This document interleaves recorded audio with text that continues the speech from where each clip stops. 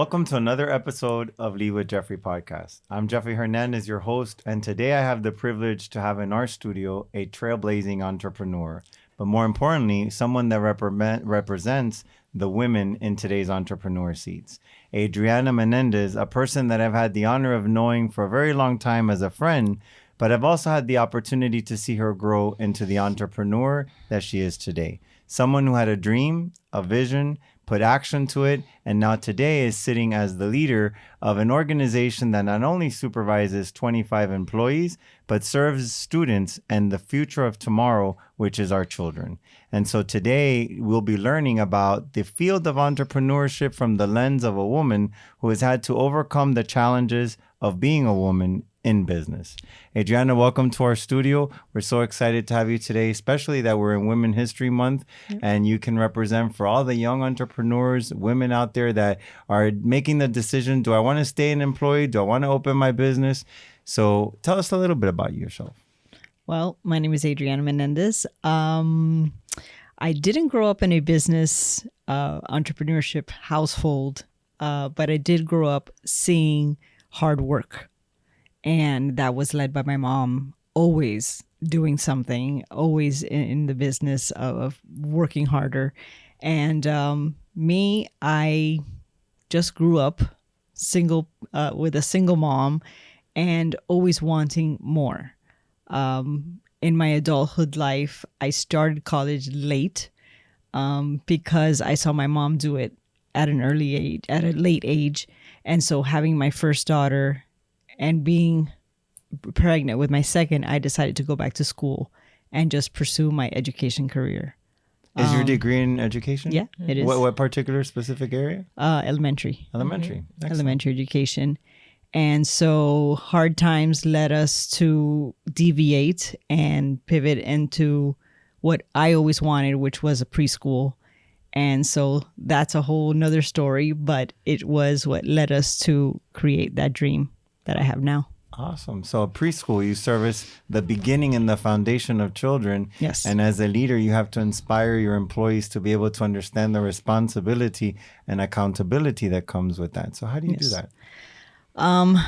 Well, having a child with special needs, it was a very eye-opening moment for me that I thought it was so important for teachers to make sure that they were able to create that love, that nurturing for children. So when I came into the industry, I came in with that vision that all children need to be treated like their own. I went through a very hard time with that with my daughter. So I wanted to make sure that I implemented that with my teachers, and always reminding them that every children is individual. Every children has a special, need, and we don't know what their household is like. So when they come to school, they look for them to be that saving grace. And as a person that didn't come from a business background, you mentioned that in your household you saw hard work, but you did not see business entrepreneurship. You went to school, you graduated in a traditional format with an elementary ed education and a bachelor's of science in how teaching and practices should take place. You opened a business, a daycare. How did you start? To be honest, I shot from the hip. As we all do, right? I shot from the hip. I did it scared. And I said, here we go. I remember my day one, opening up those doors and saying, now what? A first child came in. They asked me all these questions. Do you offer this program? Do you offer that program? I was like, yes. I had no idea what they were talking about, but I said, yes, we offer it all.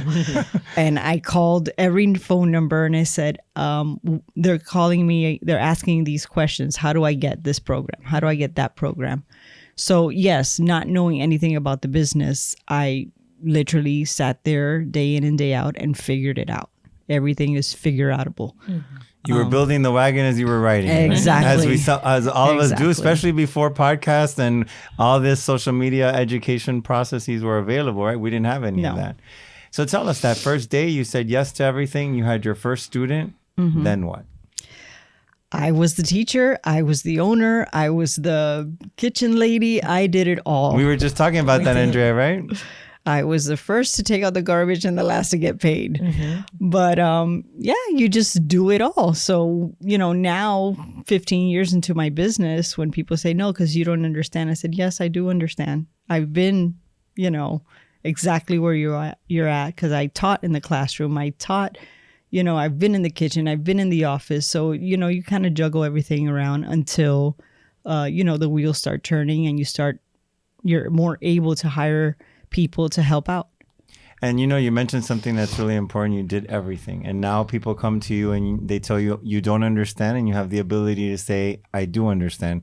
And in episode 1, we were talking about the importance of HR and the importance of being able to understand every role in your organization. It's so awesome that you reiterate today the importance of that for our young entrepreneurs that think opening a business is just a glamour, right? And then they wake up, right? Exactly. And so share with them a little bit about how you were able to optimize time. I'm the cook, I'm the director, I'm the teacher, I'm in charge of finances, and I also have a family. How do I optimize time and make it productive, but I prioritize it to be able to address everything?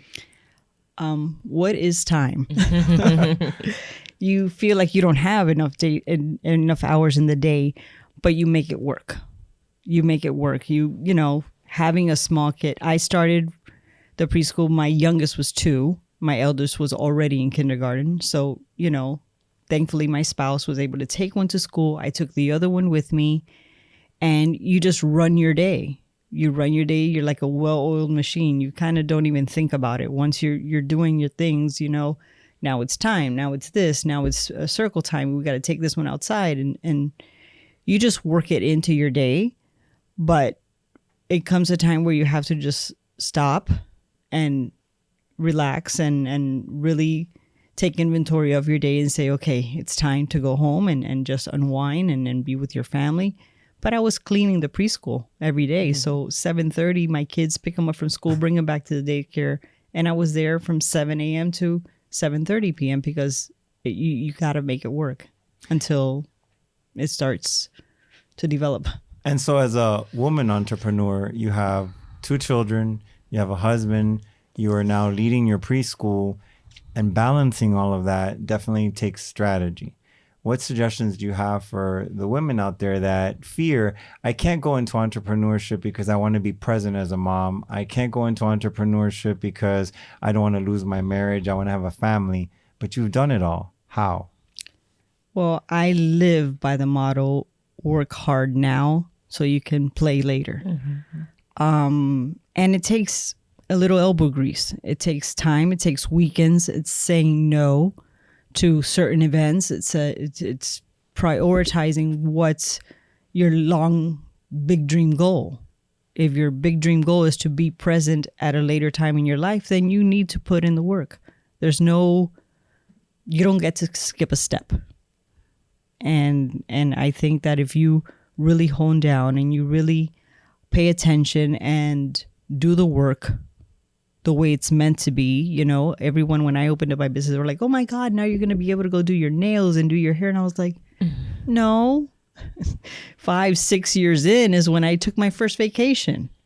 So But it is the misconception. It is a misconception. A lot of people think I open a business because I'm going to be able to go to the gym. I'm going to be able to go to the beach. And then they wake up and realize that you're the first in and the last out. And sometimes you have less time than those employees because your job is to cover your employees so they can have a life, right? Exactly. And something that's really important for our women entrepreneur is to understand the difference between work-life harmony and work-life balance. When I say those two things to you, what do you see as the difference? Work-life harmony to me is, if I'm understanding it correctly, is love what you do. And then the balance is trying to figure it out. I mean, it's just, you have to play with that. And it, depending on what industry it is that you're in. In my industry, there's a time in and there's a time out. There's no weekends. So I am able to maneuver that and say, okay, at 5 o'clock or 6 o'clock, we close our doors. From 6 o'clock on, it depends on what I have to do. Could this be done for tomorrow? Could this, so you just What do my children need to do? My children didn't have extracurricular activities till much later on in the game, and they understood that. You know, you just go ahead. No, I wanted to ask, as a new mom, and I'm a new wife, and to Jeffrey's point, working in our field, trying to find that harmony, that work-life harmony that says my personal life and my work life coexist together. And so giving or taking in different areas looks very different depending on the circumstances or the situations I might be involved in. I wanted to ask you, were there any conversations that you had to have either with your partner or your family in terms of, I'm about to start my business or I'm starting my business, this is what I'm seeing the requirement is, and maybe how do you ask, or were there conversations that were had around support? Absolutely. I think any business that you start, and it's a partnership. It's a partnership with your spouse or your partner or whatnot, that there's an understanding. This is what it's going to take to get you there. And it will require on weekends, it will require us saying no to certain events or dinners or parties. Family does get involved, those who want to be involved. Hey, I need your help carrying this or painting. His sisters came and helped us paint or stomp the grounds or whatever it was. But it is a partnership. It is, where the whole family benefits. So I'm doing the right thing by having clear conversations Absolutely. consistently with my partner to say, this is what's happening this week, this is what's going on this month, and this is what the commitment looks like. Well, absolutely. Considering that my husband does have his own business, he's a realtor, his own business, it's sometimes it's hard to juggle, but there is an understanding. There is an understanding that this is a business that, we're investing money in, and we want to see the fruits of our labor, that it's going to take work. Adriana, do you feel that because you were a woman and an entrepreneur, a leader, do you feel that sometimes you confronted that bias of, I can push you around, I can bully you around as an entrepreneur? Or did you feel that at all times you were respected by everyone in your role? I never felt that. I never went in there, I'm the boss or anything like that. I was an equal. I'm saying from the people, do you feel that sometimes women face the doors shut because there are women when they go into certain places as an entrepreneur, and they have to fight that bias that still exists out there about men should be in charge and not women in some cases? Did you ever feel that in any of your business engagements? I know a lot of the young women out there are striving to be in business and still have that inner fear of what society has. I will say no. I have lots of confidence. I've worked on my mindset for many years, which I think is number one. And I've always gone into a space knowing who I am. And that's it. Nothing, I don't value myself of, oh, I'm a woman and I'm less than, or he's better than. I am me. And what you see is what you get. I love that. I love that. I was going to say, I think that's what's probably what you just said is really important for any female entrepreneurs who are listening or leaders in their own regard, is that as long as you are aware of who you are, and she stated, I worked on my mindset. And I think myself as a female leader, it's really important that you are equipped enough with your own personal confidence, your own ways of supporting yourself, both mentally and emotionally. Any room that you walk into, you know that you are there to serve in your purpose or to operate. And I think it lessens those biases that people are afraid that are going to happen, because they don't really happen when you are able to walk into a room with that own personal work that you've done on yourself, which is good for anybody, not just female leaders, but especially for female leaders who are worried about that concept. That worry then keeps you paralyzed so you don't move. And what you said was really important. I thank you for sharing that, is work on me first and make sure that I'm ready so that any room that I walk into, I know why I'm there. Yep. And so as a leader, as an entrepreneur, you talked about work on me. Can you share with the audience what kinds of things you do to work on you? I know you diversify that, and you're very rigorous about it. So share your patterns. I think what you're reading and what you're listening to is valuable. And I'm not talking about, a book on thin thighs in 30 days. I'm talking about a book on what season of life are you in? Do you need help with your self-esteem? Do you need, whatever it is that thing is important. To me, exercise is the element to all diagnosis. I've included exercise in my regimen for a decade now. And it's my release every day where I let my problems go, and it just sets the trajectory of my day. It's amazing. And you not only own a preschool and are a business leader within that industry, but after being in that industry for a while, you decided to diversify your portfolio. And you went on a venture with Beachbody to promote exercise, promote different meal nutritious ways of eating. Why did you choose that? Why did you go into that new venture? What did you learn? Well, while being at the preschool, I suffered from anxiety attacks. And going to the doctor, he asked that I make an appointment with myself, and which meant go exercise, go move your body. Wow. And so I created that 30 minutes a day for myself, having going to the gym, becoming and going crazy in the gym and becoming a competitor and whatnot. So I took my love for fitness and health and went into the network marketing space, where I was able to help other women create that lifestyle or fall in love with a lifestyle by just moving their bodies 30 minutes a day and knowing how great that was for them. But it also became a business for me in order to, help you with nutritional choices and stuff like that. So not only one business, but now you have two working simultaneously at the same time and both requiring a lot of your time. Sure. How did you do that and still maintained your family intact and everything else? Well, like I said, fitness for me is my start of my morning. It sets the tone. And so that I just incorporated it in my daily routine. That came when I entered the network marketing space. That came many, many years after being in the preschool business. But I would wake up before my family woke up. And I made sure I had that hour and a half to do the things that I needed to do in order to move that business forward before my family woke up. Let me ask you, you learned a lot in the entrepreneurship as a daycare leader, as an owner, and now you go into network marketing and you are in a digital space around exercise, coaching. What skill sets did you learn differently in one entrepreneurship versus the other?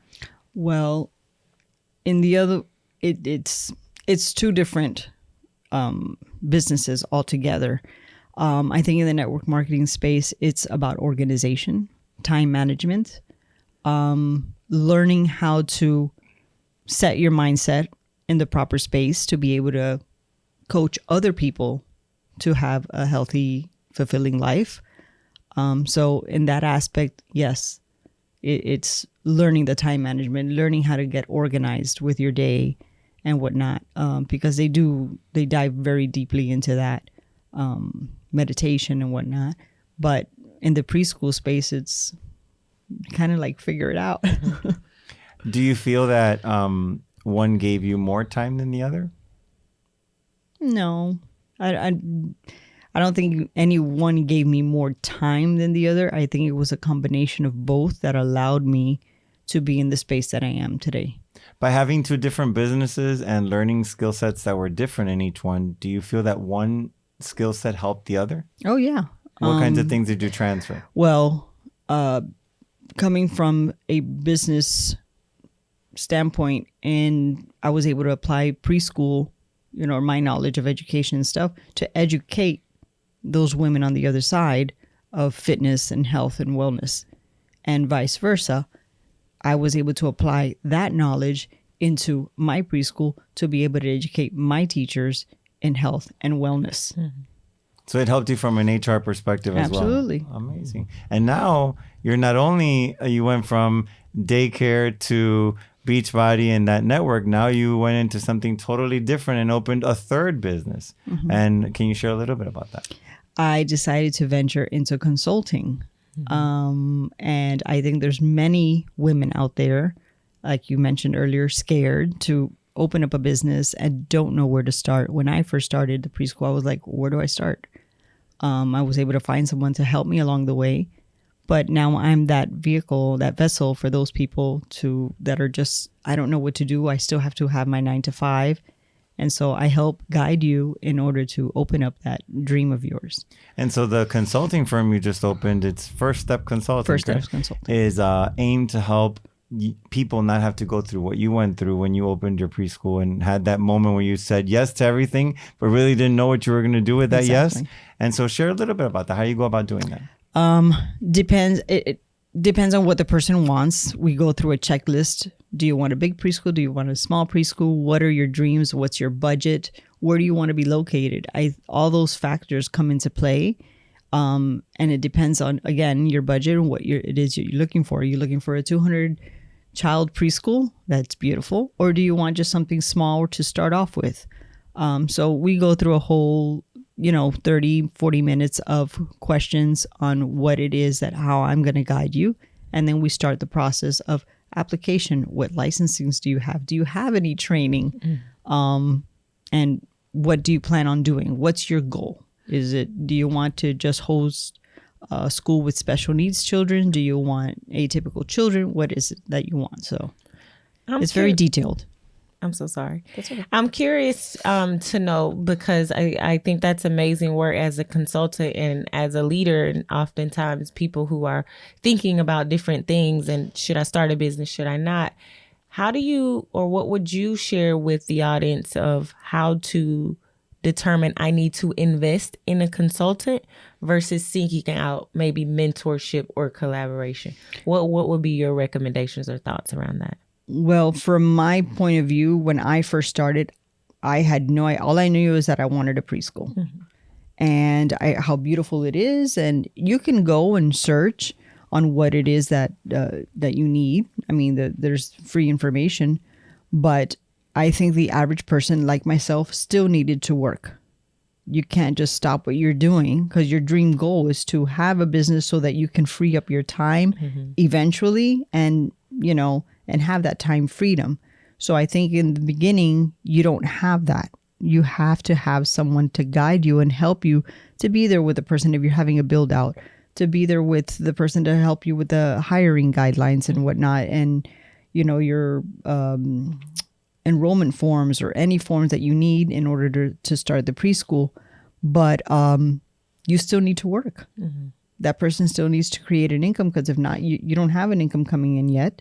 So I am the middleman which is what they did for me. I didn't have to worry about anything.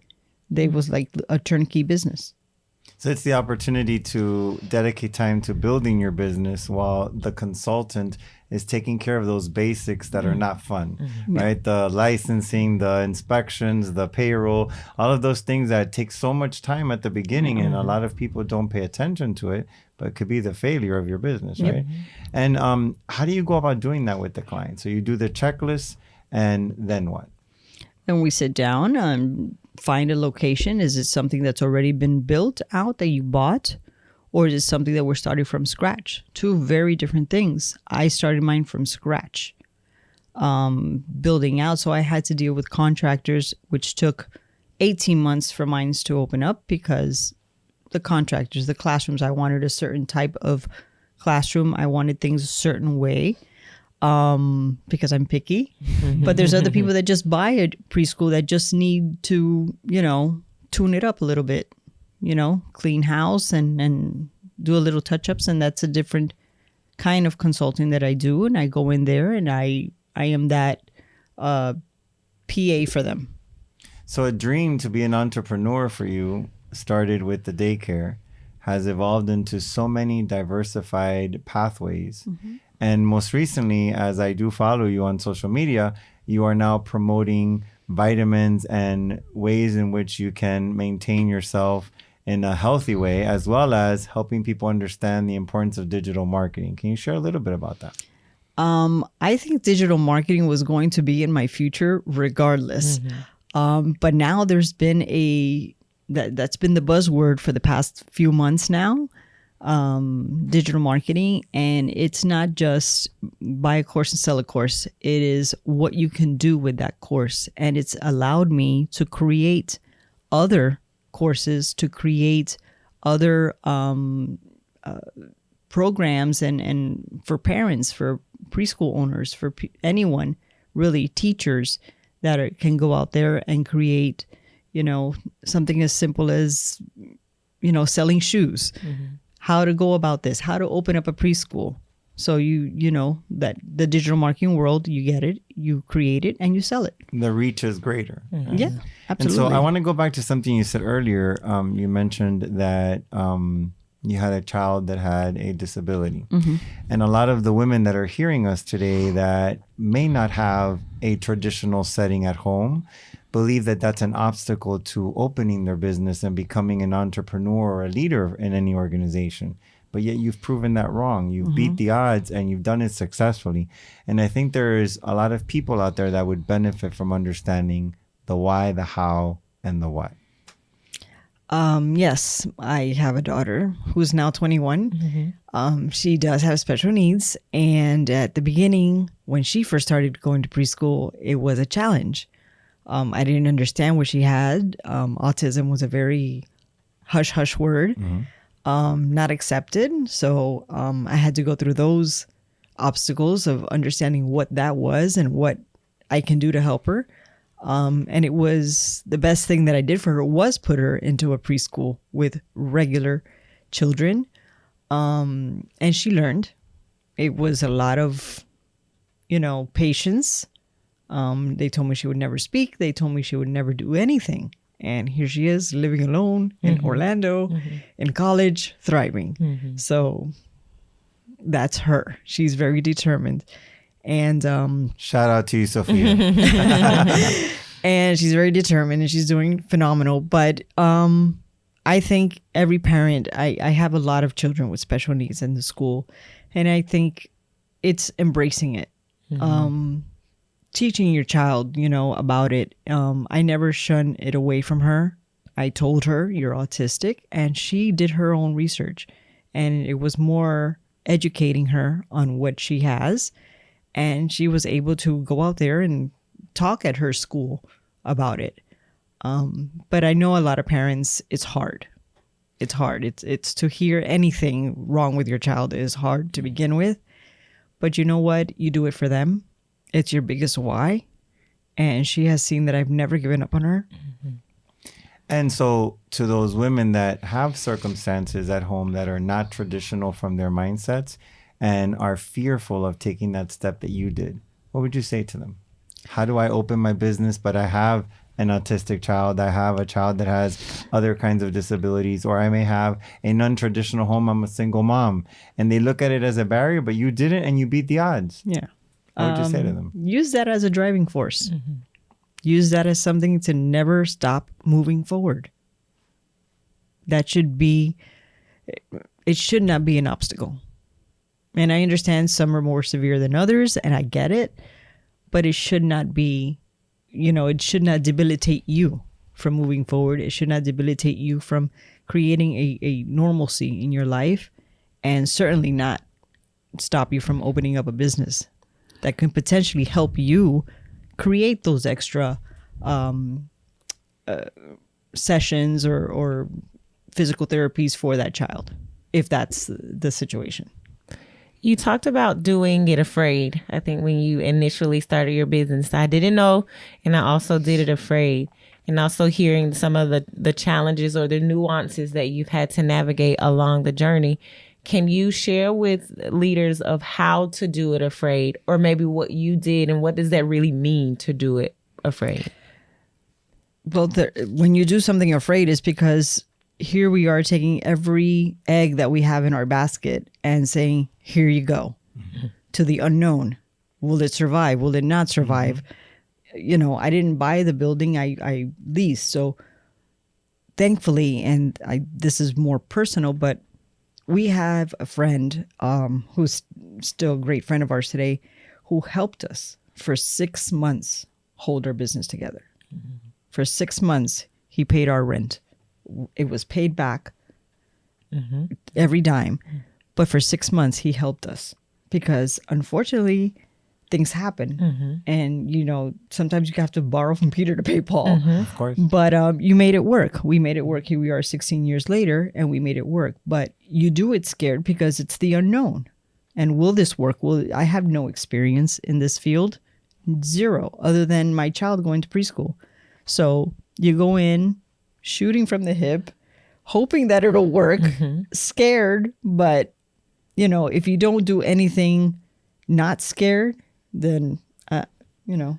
So you burn the bridge. That do, notion you do. of You like just- burn plan B and you go all in with plan A, and regardless of the circumstances or what you can actually see, you make it happen. Once you're in that driver's seat, you just put your foot on the gas and you say, let's go. You know, some of the entrepreneurs decide to stop the moment they realize they're working, but they're not really making any money. And it takes a while before they start doing the money making, right? What kept you going? What advice would you give to those out there? Because sometimes they stop just when they're about to see the other side and start seeing prosperity. People usually stop when it gets hard. Exactly. And I think that's when you should keep going. That's when you should just say, no. This is I'm being tested. Let's do this. It does get hard. I'm not gonna lie. It does get hard. It's hard work. And it is hard work. It's hard You're managing. I always tell my teachers, you ladies have one boss. I have 300 because every parent there is my boss. Exactly. So, you know, I have a very big load on my back. And you just want everybody to be happy. Unfortunately, you can't make everybody happy, but you try your hardest to make sure that, you know, it's a well-oiled machine. But when it gets hard, I always say, just keep going. It'll come. And I remember in my early days, we would say, okay, the rent is $6,000. I need 6 kids. So we would, you know, balance it out like, oh, okay, I need 10 more kids in order to break even. I need to pay this teacher. How do I do it? And it was a lot of like mathing, girl math, mathing in order to make it happen. But it was always counting, how many more children do I need? How much more did I do? And it was my husband's going out into the street, taking flyers to all the businesses, offering 10% off, you know, to students that were from the police station or whatnot. I can attest to the quality of your daycare because both my children went to your daycare. My son was actually part of your first class. And Yes. Today, 19 years later, he's successful opening his business, my daughter as well. And I believe the foundation started with their preschool experience. So I definitely can attest to the culture you've created there and the quality of the teachers and what you expect of them. I want to take a moment to talk about when you are a leader and you're starting a business and you don't come from a business background or a leadership background, there's qualities within us as leaders that we find our strengths and that we find, boy, do I need to work on this, right? What were those qualities that you said, I got this? And those that you said, boy, do I got a lot to do? I think I had to brush up on everything because I didn't have a business. I've never had a business. You know, my family or my mom is only in the medical field. So all I saw was a white coat. So to me, it was like, I came from banking as well. So, you know, I had that demeanor already, the banking demeanor. But other than that, is learning how to deal more with the public. You know, I did banking, I did life insurance. So I was well versed in being with people. I'm a people person. I like to talk a lot. But that I had to learn how to talk to parents. I never dealt in that. So it was a lot of brushing the skills. This is not said properly. This is how do you say it? How do you maneuver the situation? How do you, you know? But I kind of think it came natural to me. I want to say that. What challenges did you confront in your business entrepreneurship journey that were unexpected, particularly in the time that you were opening your daycare? What are those things that you feel were unexpected that the people could benefit from knowing ahead of time?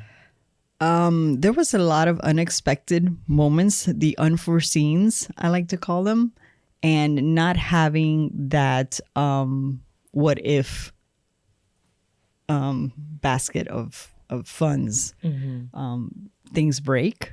And those were like, I'm like, how can that break? We just got it. So it was a lot of that learning curve. As far as monetary, financial, I had no idea how to do payroll. And I tried to do it myself. I was like, I got this. I did not pay taxes for like 3 months until the IRS knocked on my door. They were like, ma'am, we can shut you down. I was like, huh? And there's two things you can't get away from, right? IRS and death. And it was an eye-opening moment. It was an eye-opening moment. I was like, but I'm doing the right thing. He's like, no, you're not. You're not doing so. Hire an accountant because you want to save money. You're trying to do everything on your own.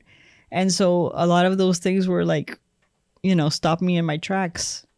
It felt like it was obstacle after obstacle after obstacle until you learn that you need that what if and the unforeseens, and it'll happen. Still today, 16 years later, you still have the unforeseens. Every day. Every day. Because it's a destination, never a journey. It is. If you could go back and you could do 3 things different, what would they be and why, so that our audience, our listeners, those young entrepreneurs that are about to sign on those articles of incorporation to their new business could learn from that? What would be those 3 things that you would say were, if you could do them differently, today you may be in a different place?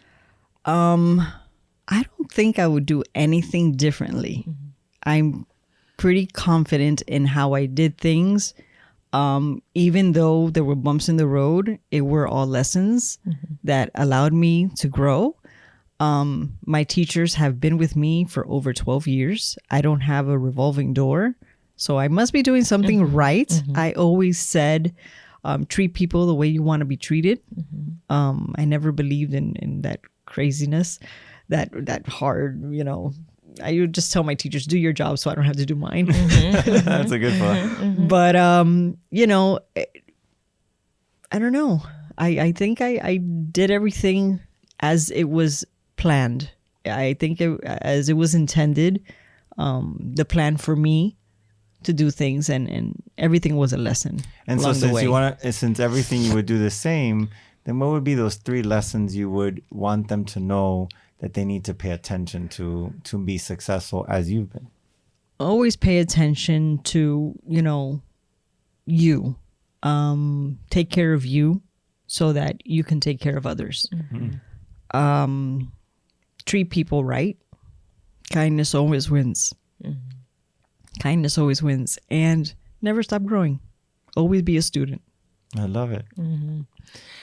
I'm thankful that I get to sit next to you, knowing that the trajectory that you've been on and how you've inspired both in your own personal life, and I know the people who are listening to this particular episode. My question to you, or one of my final questions to you, is as you've gone along your journey, many times there are mentors or people in our life that we've met along our trajectory, some for a moment, some for a lifetime. Can you tell us a little bit about, from an entrepreneurial standpoint, how important that might be to the success of business, and if there has been someone or something that's truly been impactful to the success that you've had? Jeffrey has been an incredible mentor to me. His opinions are a great deal to me. I've had a lot of mentors and a lot of people that have gone through my life, that some are still in my life, some are no longer in my life, but they've all taught me a lesson, or gave me their advice or their perspective on things. I've always been one that when parents come to the preschool, what's your feedback? Let me know how you feel. What do you think I could improve in? So I don't take those lightly. I do apply those. You could do this better. You can do that better. And it's just little tweaks. I don't think there's been anything monumental, but the first time that Jeffrey entered my school, I was like, oh my God, Oh my God. Oh my God. So for him to have his children there was a huge honor to me. But he's been one of my biggest mentors and the person that I go to. He's my go-to. Thank you for that honor. I do want to share that something that you mentioned in this conversation is customer service and the importance of customer feedback. And a lot of our current entrepreneurs, because social media has become the means by which communication is being done, and all the ratings on Yelp and other mechanisms tend not to have those conversations. Can you share with them the importance of having that face-to-face feedback conversation and what it does differently than a 5 stars on Yelp? Yeah. I think having the face-to-face is pivotal. And it just changes the game for anybody. I know that people don't like constructive criticism. I actually, want you to give it to me because I need to know what I need to do in order to better myself. And yes, I understand this new world is very, they don't like to be criticized. They don't like to be told what to do. They don't like anything. So to me, it's take it and learn from it. So yes, my customer service has always been about the parent, about the child, and how to maneuver that is, make them feel like the most important person in the world. Adriana, right now there is a very intense battle between tradition, systemized pathways, and the new world of entrepreneurship. We have college, no college. You're an educator, I'm an educator, and we have young individuals out there that, based on everything they're learning, sometimes outside of the traditional classroom, don't feel that going to college, getting in a large debt, and then ending up with just a 9-to-5 job is really going to do it for them. And they're seeking entrepreneurship like you. But you went to college, then did entrepreneurship. If you were in today's era, what would you do and why? I went back to college at the age of 34. So it wasn't straight out of high school. I changed my major numerous times, not knowing what I wanted to do. But I say, if you find a craft and that you're good at it, stick with it. Not necessarily everything needs to have a degree behind it, because the outcome of having a degree sometimes doesn't pay. Unfortunately, you take a real estate agent, for example, who's making the uncapped potential, and a business degree is not help. I don't think it helps them, or it may, if you want to open up their own branch, but I just think these kids are now looking for that get rich quick, which is not necessarily correct, but I don't think that, I say go to school. That's always my first, get a college degree. But I understand where they're coming from. This whole new world, they want to be entrepreneurs. They want to succeed. They want to accelerate time. They want to, yes, they want to start now. I think, if we go back to when we were younger and starting our life in post high school, time was not something we looked upon as a valuable asset. No. I think as the generations have evolved, time has become an asset. And so they're looking to accelerate time and find, I saw a TikTok video most recently that 4 years is a long time. And I have to go to college for 4 years. And how many things can I do in those 4 years to better my life? And so as an educator, as a mom, as a business owner, what would you say to them they should do in order to make the decision? Is college right for me, or is entrepreneurship right for me? What should be their decision-making mechanism? I think right now, I listen to Gary Vee a lot, and he's one that's always like, relax. You'll figure it out. Enjoy your life, live your life, make those memories, but you'll figure it out. In all of my 20s, I was trying to figure it out, and it's okay. And it's okay to wait, and it's okay to, to in your 30s, what is it? The 20s you're learning, 30s you're earning. I think that still holds true today. relax. It'll come through. But if you're deciding whether or not to go to college, go to college. Get your degree. Even at the smallest business. Business is just so broad. You can apply it in anything that you do. Anything that you do. So I say go to college, have your jobs or whatever it is and find what it is that you have to do. But I always tell the children, if you want to be a dentist and you want to go to school for dentistry, go get a job at a dentist office and see if that's something you really want to pursue. Mm-hmm. If you want to be an attorney, go work in an attorney office and see that's something before they get the debt. Before you get the debt. Mm-hmm. See if that's something that's really in your path. Mm-hmm. You want to be in medicine, go and work at a hospital in an emergency room and see if that's for you. Mm-hmm. And if it's not, then shift gears. There's nothing wrong with that. In a world where personal brand is now becoming a very important topic, Forbes just most recently stated personal brand is the focus of 2024. But it's about digitizing your reputation, but also leaving a legacy. What legacy does Adriana Menendez want to leave for this world for generations to come? I think branding to me is not a color. It's not an aesthetic. It's not how you look on Instagram. It's how you make a person feel. It's what you bring to the table. It's what's your pain point, how I can reach your pain point and how I can make you feel in order to do the things that I'm asking you to do or that you are attracted to my page, for example. That to me is the branding. What do you want to brand? What is your legacy that you want to leave 100 years from now? When they look at Adriana Menendez, what would you want them to know it was your legacy throughout your life?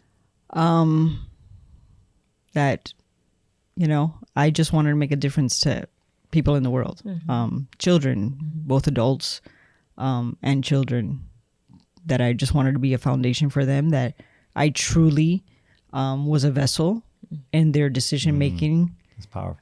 And that, that they can say, because of Adriana, I did X, Y, and Z.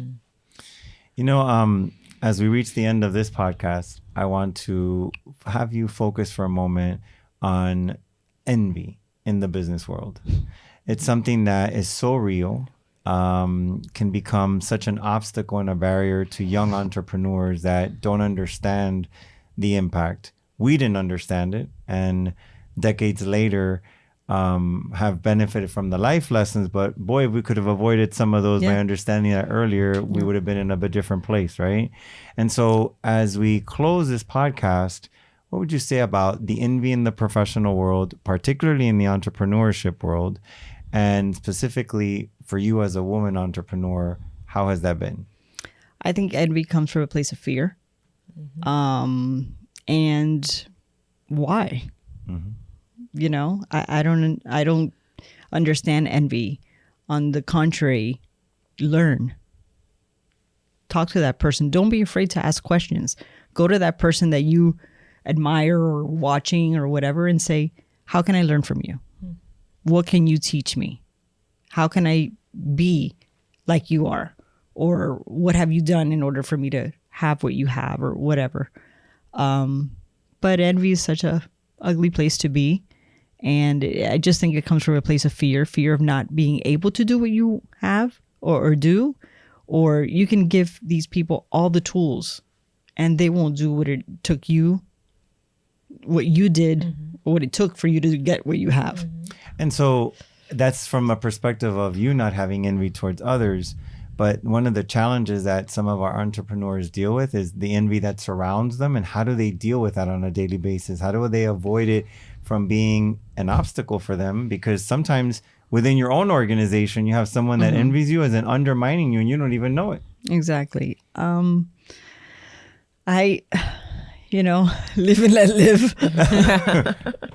Live and let live. I try to not pay attention to that because that's just an obstacle and being tested again.